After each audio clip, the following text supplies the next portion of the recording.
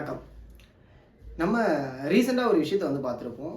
திருநெல்வேலியில் கவின் அவர் கொல்லப்பட்ட வழக்கு.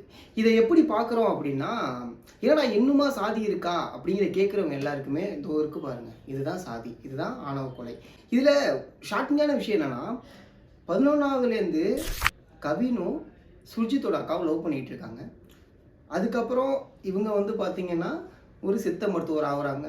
இவர் இன்ஜினியர் ஆகுறாரு. இன்ஜினியர் இந்த சென்ஸ் ஒரு சாஃப்ட்வேர் கம்பெனியில் வேலை பார்க்குறாரு அப்படிங்கிற மாதிரியான ஒரு விஷயங்கள் வருது. அதாவது டிசிஎஸில் வேலை பார்க்குறாரு அப்படிங்கிறது தெரிய வருது.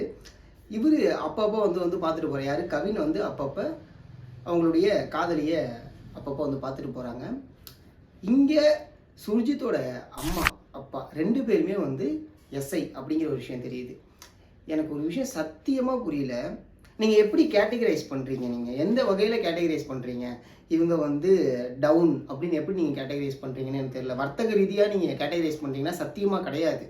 ஏன்னா கவினுடைய 1 மாத சம்பளங்கிறது 1.5 லட்ச ரூபா வாங்குறாரு அப்படிங்கிற ஒரு விஷயம் இருக்குது. ஓகே, இதை தாண்டி நல்லா படிச்சிருக்காரு. வேறு என்ன வேணும் உங்களுக்கு? இன்னும் வேறு என்ன வேணும் அப்படிங்கிற ஒரு கேள்வி தான் இங்கே வந்து நிற்கிது. ஏன்னா அந்த கூட்டத்தில் அதாவது இந்த அளவுக்கு சாதிய வெறியோடு இருக்க முடியுமா அப்படிங்கிற கேள்வி எல்லாருக்குமே எழும்புது. சாதியை வச்சு என்ன பண்ண போகிறீங்க அப்படிங்கிற ஒரு கேள்வியுமே எழும்புது.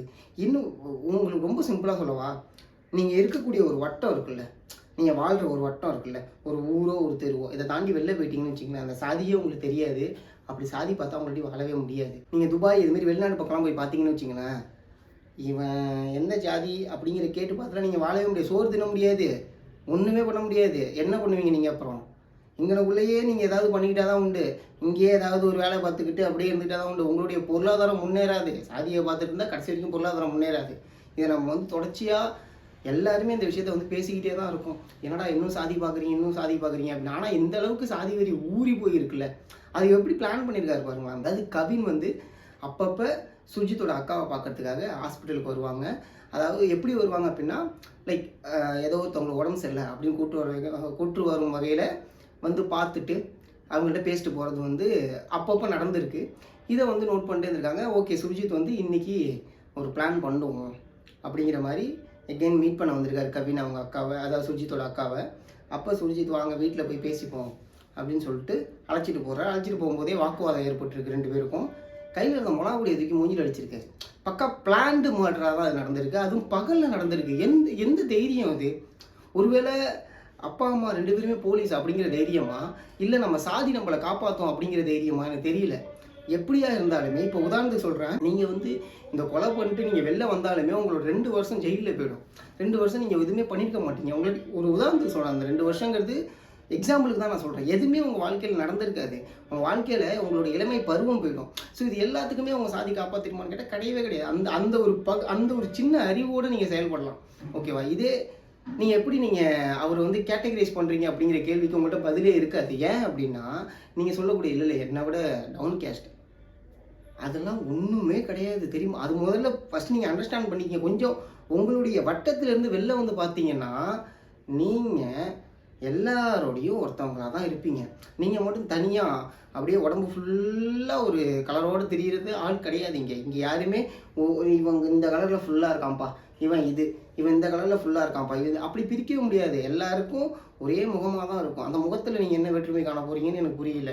ஓகேவா? இது வந்து சினிமா டைலாக தான் சொல்லுவாங்க, ரத்தத்தை கிழிச்சா எல்லாருக்கும் ஒரே ரத்தம் தான். அதெல்லாம் எவ்வளவோ சொல்லி தாளித்தாலும் சில மர மண்டைங்களுக்கு, சில வெறி ஊறி போன மண்டைங்களுக்கு சத்தியமாக இது எதுவுமே புரியாது. அவங்கள பொறுத்த வரைக்கும் அப்பா நம்ம இனத்தை காப்பாற்றிட்டா என்ன பிரயோஜனம்? பொருளாதார ரீதியாகவும் முன்னேற முடியாது. ஓகேவா? உங்களுக்கு அறிவு சார்ந்துமே முன்னேற முடியாது. இதெல்லாம் வந்து ரொம்ப சிம்பிள் தான். படித்தா முன்னேறலாம் அப்படிங்கிற ஒரு விஷயம் இருக்குல்ல. படிப்பு தான் ஒருத்தவங்க வந்து மேன்மைப்படுத்தும் அப்படிங்கிறதுக்கு. அந்த அளவுக்கு கொஞ்சமாவது அவங்க படிச்சிருந்தாங்கன்னா மேன்மைப்படுத்துறதுக்கான இல்லை. இவர் வந்து நீங்கள் சொல்கிற மாதிரி இது ஒரு ட்ரக் அடிக்டாவோ இல்லை ஒரு ஆல்கஹாலிக்காவோ இல்லை வந்து ஒரு தற்கொலைத்தனமாக தெரிஞ்சிட்டு இருக்க பர்சனாக இருந்தால் பரவாயில்ல. நல்லா சம்பாதிக்கக்கூடிய ஒரு பர்சன் அவருடைய லெவலை இன்க்ரீஸ் பண்ணியிருக்காரு. ஓகேவா? நம்ம வந்து ஜஸ்ட் லைக் தட்னு இருக்கக்கூடாது, நம்ம குடும்பமே முன்னேறணும் அப்படிங்கிற வகையில் படித்து நல்ல லெவலில் நிற்கக்கூடிய ஒரு பர்சன். அந்த ஊரை சார்ந்து ஒருத்தவங்க பேசுகிற நான் கேட்டேன். இப்படியே ஜாதி வெறியில் கொலை பண்ணிக்கிட்டே இருந்தீங்கன்னா நாங்கள் பயந்துக்கிட்டே இருக்க முடியுமா சார்? அப்பெல்லாம் பயந்தெல்லாம் வாழவே முடியாது. எங்களுக்கும் மனசு இருக்குது. என்ன ஜாதியை நீக்குங்க தயவு செய்து. எங்களுக்கு ஜாதியே வேண்டாம். அப்படி ஒரு இதை எங்களுக்கு தேவை கிடையாது. எங்களை பொதுவாக வாழ விடுங்க. என்ன என்ன அந்த அளவுக்கு ஜாதி வெறி என்ன அப்படி என்ன பண்ண போகுது? எங்களுக்கும் மனசு இருக்குங்க. எவ்வளோ நாள் தான் பொறுத்துட்டே போகிறது? எல்லாம் சும்மா விடுமே. எங்களுக்கு ஜாதியே வேணாங்க. எங்களை நார்மலாக வாழ விடுங்க. எங்களை நார்மலாக வாழ விடுங்க அப்படிங்கிறது எந்த வகையில் நீங்கள் பார்க்குறீங்க தெரியுமா? இந்த நார்மல் அப்படிங்கிறது சாதாரணமான விஷயங்கள். அவங்களுக்கு இன்னும் நார்மலுங்கிறது எனக்கு நார்மலாக இருக்க முடியல அப்படி அது எந்த அளவுக்கு தெரியுமா கஷ்டமாக இருக்குது? என்னாடி இயல்பாக ஒரு இடத்துக்கு போக முடியல, என்னாடி இயல்பாக ஒரு இடத்துல நடக்க முடியல, என்னாடி இயல்பாக ஒருத்தவங்களோட பேச முடியல, என்னை ஏதோ ஒரு வகையில் என்னை ஒதுக்கியே பார்த்துக்கிட்டு இருக்காங்க அப்படிங்கிற மாதிரி இருக்குது. அப்படி இருக்கவே கூடாது. எந்த வகையில் நீங்கள் அதை வந்து பிரித்து பார்க்குறீங்கன்னு கேள்வி தான் எனக்கு முன்னாடி வந்துக்கிட்டே இருக்குது. இன்றைக்கி இப்போ பார்த்தா ரீசெண்டாக திரும்பி ஒரு நிலையில் வந்து ஒரு விஷயம் வருது. என்னென்னா இதே மாதிரி சாதி 2 சாதியினருக்கு அடியில் சண்டை நடந்திருக்கு. அதில் ஒரு சின்ன பையன், அதாவது சிறுவன் போலீஸை வெட்டுறதுக்கு அருவாள் எடுத்துகிட்டு ஓடி இருக்கான்.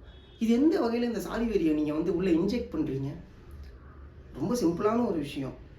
இங்கே நீங்கள் ஜாதியை கட்டி பிடிச்சி உங்களோட வாழ்க்கையை வாழ்ந்துக்கிட்டு இருந்தீங்க அப்படின்னா உங்கள் வீட்டையும் உங்கள் தெருவையும் தாண்டி இந்த உலகத்தை சுற்றி பார்க்கவே முடியாது. இந்த உலகத்தை சுற்றி என்ன இருக்குன்னு தெரிஞ்சிக்க முடியாது. சும்மா உங்களுக்குள்ளே பேசிக்கலாம். நான் காலர் தூக்கி விட்டுட்டே நான் அவன்டா நான் இவன்டான்னு சொல்லிட்டு தெருவை தாண்டினா கழுத்துலேயே வைப்போம். உண்மையே அதுதான். ஏன்னா இங்கே பரவலாக இருக்கக்கூடியவங்க யார் என்ன ஜாதின்னு தெரியாமல் வாழக்கூடியவங்க ரொம்ப அதிகம். ஆனால் கூட இருக்கிற போதே இவனாக இருப்பானோ அவனாக இருப்பானோ அப்படின்னு நினைக்கிற ஆட்கள் கடைசி வரைக்கும் அப்படியே தான் இருக்க முடியுமே தவிர வேறு எதுவுமே உங்களாட்டி பண்ண முடியாது.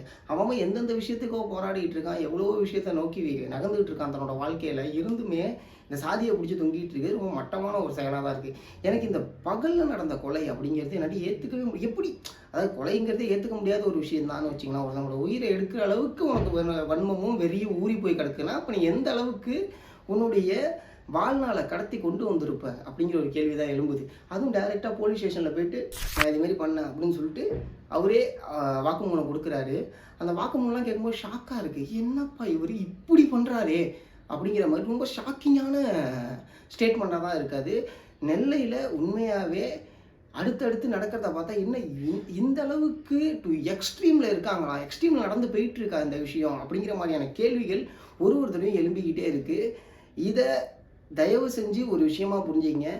நீங்கள் சாதியாவோ மதத்தையோ உங்கள் தோளில் சுமந்துக்கிட்டு நகர்ந்துக்கிட்டே இருந்தீங்க அப்படின்னா உண்மையாக சொல்ல போனால் உங்களுடைய வாழ்வாதாரமும் பொருளாதாரமும் நீங்கள் இருக்கக்கூடிய சூழலும் எப்போதுமே முன்னேறாது. பின்னோக்கி சென்றிருக்கும் சூழலில் தான் உங்களுடைய வாழ்வாதாரமும் உங்களோட சூழலும் இருக்குமே தவிர முன்னோக்கி எதுவும் நகராது.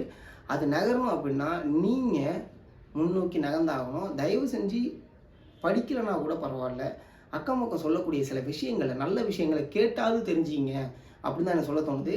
நன்றி.